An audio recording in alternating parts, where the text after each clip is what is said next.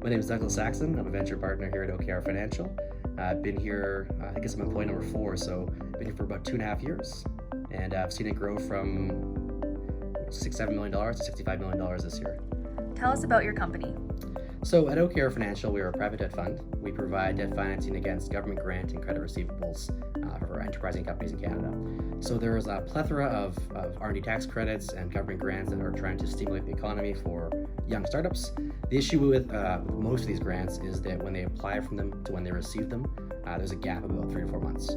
We're able to come in and actually provide funds to bridge that gap for them. And in some circumstances, there's certain grants in which they actually have to spend money to unlock funds, but a lot of these young companies don't have funds to spend in order to get money back.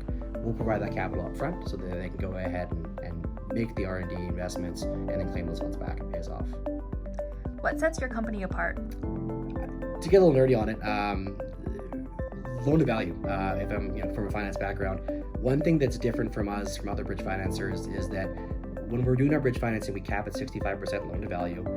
But traditionally, when you give someone money, that loan to value can kind of go up. When we give them the money, they spend it on more on R&D technologies and developers and actual materials, which then increases our security package. So having come from a background in bridge financing, it was very odd to see this model here where in which we give someone money, they spend it on things, and then our actual loan to value goes down.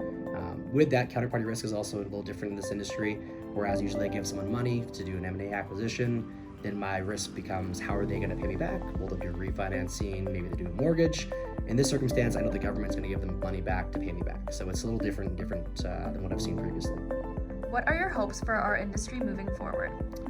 I think two. The first would be seeing more young funds being able to enter the industry and get a foothold, gain capital, and move their way up the ladder, much like we did it in our end. And on the other side, seeing larger institutions or financing companies come in and truly have their alternative investing part of their portfolio raise capital through this market.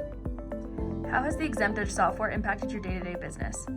Paperwork. The big thing is there's a lot of duplication within the sheer number of forms and documents in this industry.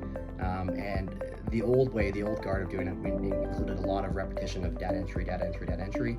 This streamlines the process by handing off data from one person or from one dealership to the issuer back to the client through the statements. So really the time savings of data entry and paperwork.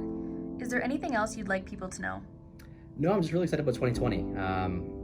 January of 2019, I think we were about 14 million. We're now creeping up on 65 million. So we're seeing exceptional growth really quickly. We're building a team out here in Calgary. We've gone from, employee number 4 when I came on to now having almost 14 full-time staff working for us. So really just the excitement of actually seeing this thing grow out and knowing that there's a lot more opportunity for us out there.